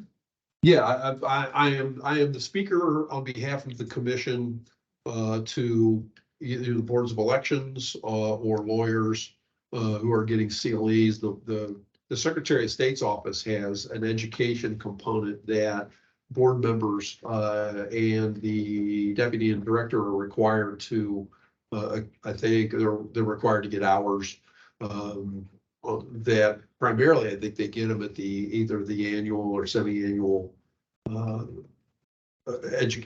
election officials conference, but they can go to this session and get those. And so, there are a variety of lawyers speaking on current legal topics, it's legislative issues. And I normally do about an hour, hour and a half on the Elections Commission Okay. and campaign finance law. I never would have gleaned that from this. Well, I when I Part of drafted it. that, that's just one part of it. I meant it to be broader than that. That's one thing he does. He, educates Board of Elections on the way we do things. Things like when he describes people come in here, how we do things. The trip to, the international trip falls under that, right? He's representing the commission. He's the executive director of the Ohio Elections Commission. When he goes internationally to observe elections, he's representing us, and he's also learning practices of other groups. I view this as like, he should be also having conversations with his counterparts in other states, seeing what they're doing for best practices and ways that we can improve, right? It's thought leadership internally and externally, so that we can continually, hopefully, both elevate our organization, but also the profile of our organization. I think all those things fall under that kind of umbrella. That's why it's thought leadership as opposed to a specific, go teach CLE credits. Right? It's broader than that. That's at least the way I thought about it when I drafted that. Okay, fair enough. I'm thinking when we actually do evaluations, Mhm. it would seem to me we'd almost need another sheet to explain some of these. Well, I think, Like an attachment, understand what I'm talking about? well, well, a couple of things. I never would have got that. Okay, fair enough. Maybe just to put bullets under it, including but not limited to Well, that would be, just so there's some, teaching CLEs, making Yeah. international trips, like, all the things you just mentioned. Consultant. I'm just thinking Yeah. when we evaluate, Sure. we all have to be on the same page and we have to be able to measure what we're actually, Well- evaluate what we're actually trying to measure here. Sure. And I mean, my vision for this is that, it's not gonna necessarily be, we all wait until whatever time should be January, February, and then we have like a meeting where we discuss our views on this. We'll get, Bill will send us his, list of accomplishments vis-a-vis these, right? And in that, he'll list the things he did under thought leadership. And then we can evaluate whether that fits or it doesn't fit. You know. I mean, sure, I mean, we can, I didn't want to make this like 20 pages by listing everything that could fall under the whole thing, right? But, you know, certainly I would hope and expect that we would get like, just like he gave us the thing this year, only this time it'll be vis-a-vis the goals that we set, right? And how you did against them. And he would list those types of things. Also, right, don't view it as the one-off. I mean, a lot of, not just this, but these things are sort of time-based, so we should have ongoing conversations at the commission level where, you know, Bill updates us that he did, like, I went to Kazakhstan and I met with these people, I learned these things. We'll have those discussions, both as a board, but probably in emails and one-off discussions we may have when we talk individually. So it should be an ongoing, you know, perspective, but understand, we also have to understand what these things mean. Christina. Madam Chair, may I ask, Bill, the executive director, are your international trips, are those in this capacity, or is that a personal trip that reflects this capacity as an experience? I Qualified to have, go? I've done it both ways. Okay. Honestly, I've done it both ways. I think I took time this last time, didn't I? I think. Yes. Yeah, I took time this last time, you know, vacation time this last time. Excuse me, but I always approach it, honestly, regardless of whether I've done that, I approach it as I am the executive director of the Ohio Elections Commission, you know, going to a different place. You know, when like I said, when I first got introduced to it, it was when people reached out to me in my position to say, okay, they wanted to discuss campaign issues, election issues with me. That's how I was first introduced to it. And so I look at it as anytime I go anywhere and do something like that, or like when I'm doing the CLE sessions, I am going as the executive director of the commission and representing the commission when I'm out there. So that's the way I view it, at least. It may be helpful for us, I think. I look at this as the general framework and the broad guidance of expectations, and then the executive director would almost be extrapolating and proving his worth in those spaces. And, you know, obviously we should have an idea of what that looks like, but, you know, Phil's going to define, and we're not going to say, oh, you went on X international trips, you did X CLEs, you now get marked a 5. He could present to us, in essence, Exactly. this is the well-rounded nature of what I've done to fulfill this expectation. But I don't see even the international, you're not, in my mind, you're not expected to do that. That seems to be a value add of your experience and your capacity to do that. I mean, not every executive director that's hired is going to have the capacity to travel internationally, maybe by the confines of the season of life that they're in. No, and you said it perfectly, right? So Bill is gonna look at that bullet point and say, I can fulfill that with this set of activities. Could be international, could be, you know, whatever it is, and as part of, you know, he's gonna, you know, present to the commission the things that he did to achieve these goals. He's gonna choose what he did to accomplish that, right? We're not gonna say, you need to go travel, or he's gonna do things and tell us what he did, and we'll determine where that fits on the budget. So you'll fill it out before we fill it out. Yeah. I think you present. I would think in to us. general, I would be doing similar to, you know, yeah, I'd be you know, I could use this format, but you'll get something from me that says, okay, here's what I've done That's what we do. in the last year, and lay those kind of things out. So, you know, I think that, you know, while I could sit there, you know, and look at this form and give myself you know, if I use the form itself and I can give myself a click on that, yeah, I've done everything perfectly, and choose the far left block, it would still necessitate me doing, you know, a written form, a written version of this and saying, here's how I've done these things. You know, I mean, yeah, we got our bills paid, you know, looking at the one above that. You know, I acted as fiscal director, I did budget director, you know, we got time in for for payroll, doing all those kind of things. I address the press corps on these various issues over time. And so, I would still be responsible for doing that. And then, winding it up, I'd probably look at it and say, okay, here's, as I send the memo, I'd say, okay, the first item on there, I would probably list those things first. Second item, full operational process and complaint management, lay those things out and do them in that kind of an order to give you guys a better assessment within those parameters of what I'm doing. That's easy enough to do. That's how I'm looking at it. All right, that's helpful. Thank you. That's all I had on the first block. I just had one comment where, as I looked at this, the only thing I struggled with was, and I've done this with other evaluations, the 5 ratings, the significant and all that, because that can be so judgmental.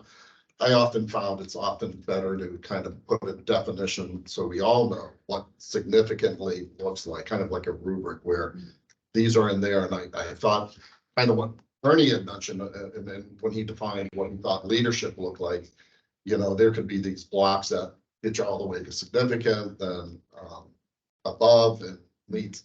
That was just how kind of I looked at it, and where, because the worst thing I'd like to see is one person judge it significantly and the other one says meets. And Right. whether Phil tells us what he did, if I look at it one way and somebody else looks at it another way, I don't think it's fair to Phil. And it also gives us a little bit of kind of way to say, yes, this is. And once again, that's my teacher hat on me. We have rubrics. Yeah. I've seen rubrics that defines what those 1 through 5 are more fully, and I just didn't, I didn't want to go to that level of complication. Not a fan. Not a fan of that. I tried to go simple, on, saying certain things, but I agree with you that it's better to define what those are.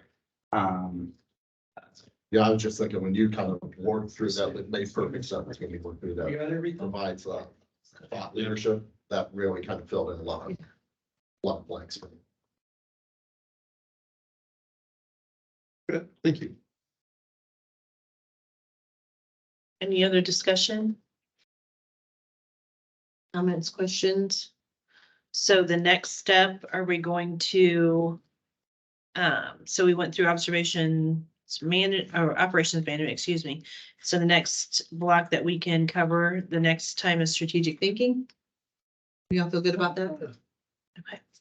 All right, so I think there's no further business or matters to. Aside from me saying the next meeting is next Thursday, May 4th. And you also wanted to say everyone needs to have their Yes. disclosure done. I got the listing from the Ethics Commission, and Ms. Tavares and you. I do mine. You did yours? I did You mine. did yours, Ms. Hagan, and I need to reach back out to, I think, Mr. Kreitz and Mr. Beatty. Okay. Is my recollection, that's it. And I filed mine. I was gonna say, I noticed all 3 new members, I think, have already gotten credit for filing there with Mr. Stoutenberg. Sorry. The other person as well. How did alternates fill it out too? Huh? Alternates are filling it. If you're a member of the commission, yep, you got this. And I know I did mine on Monday or Tuesday, because I was on the list of having not filed. Whereas I thought I had. Are they traditionally do in May?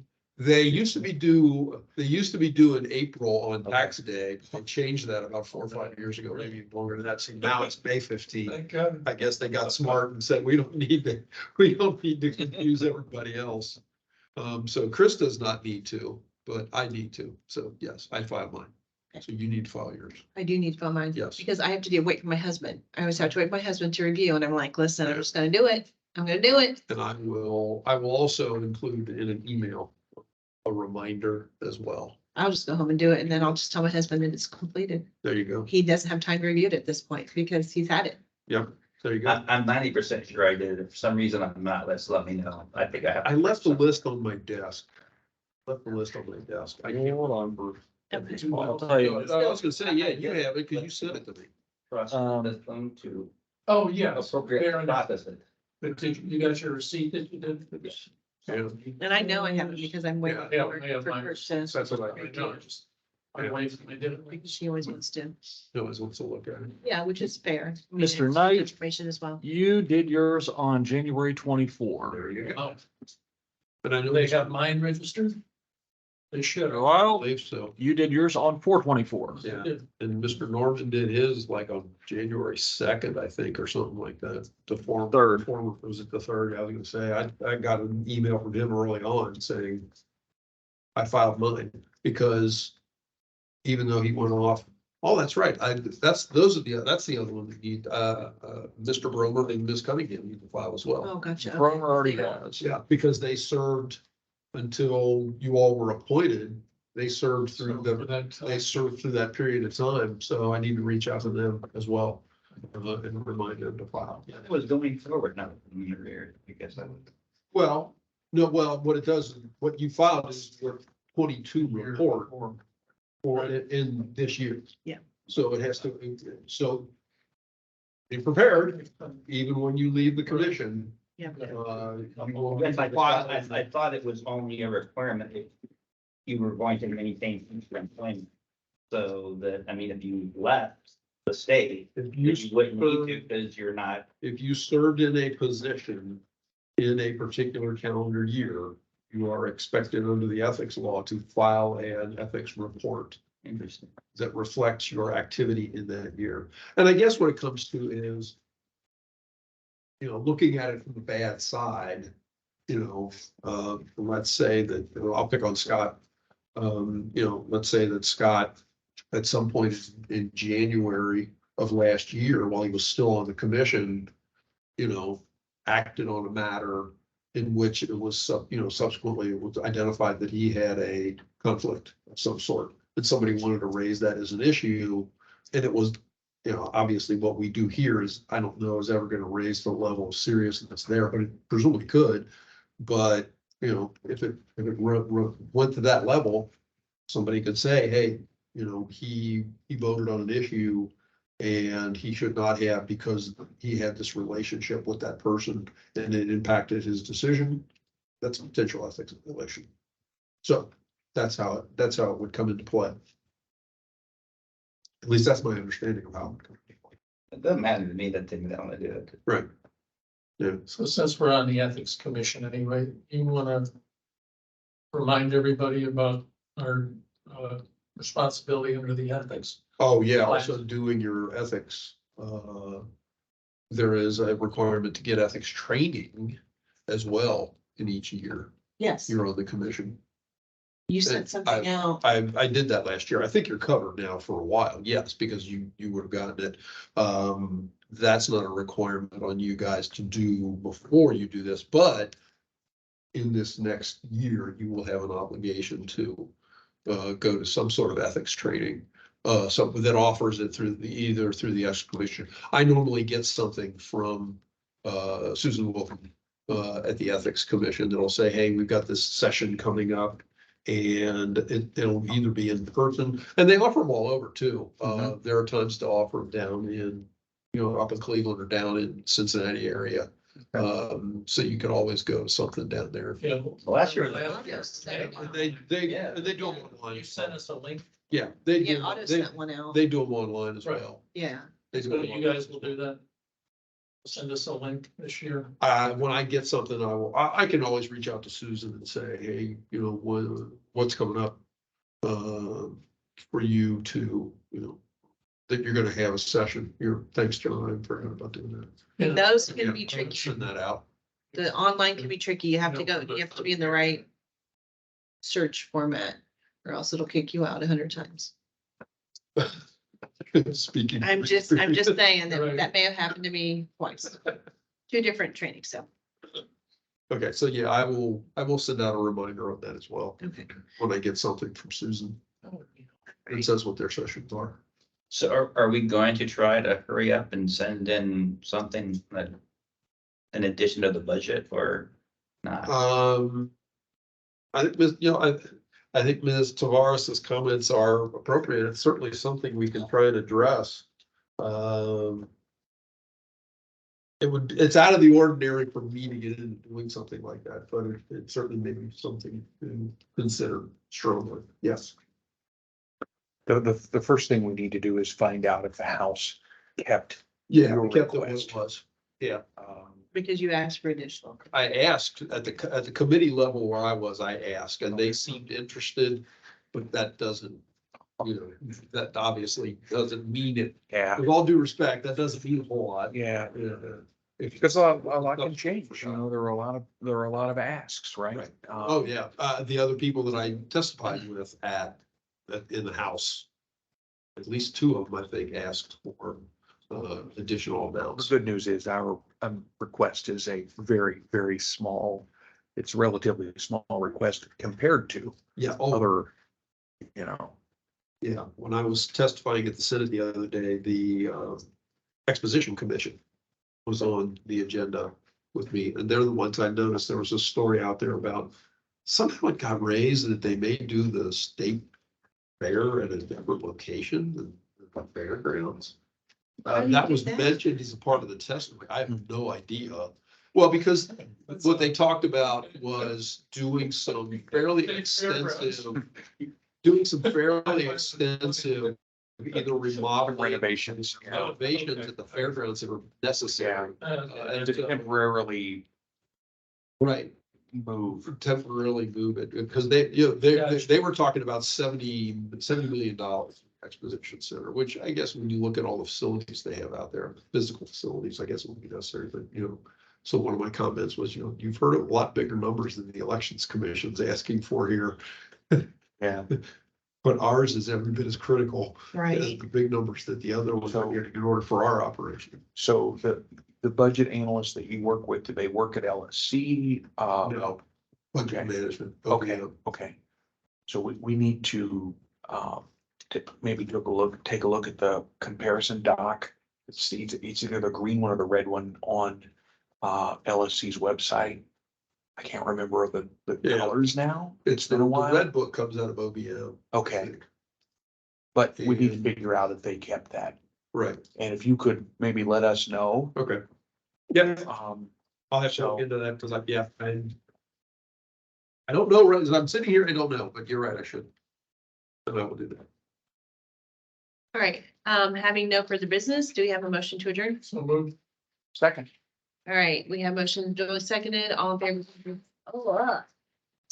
Signify by saying aye. Aye. Opposed, same sign. Motion carries with a vote of 5-0. All right, next meeting, May 4th. May Same. 4th, May the next 4th. Thursday. May the 4th be with you, Yeah, yes. exactly. Please dress as your favorite Star Wars character. I'll Just kidding, don't do that. I'll be in sunny Florida, so I'll be thinking of all of you. Well, if No, you won't. Mr. Carraway's in Florida, I can wear Star Wars t-shirts. That's There you go.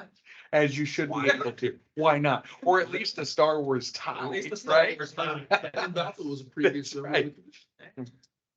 Yeah. At least. Well,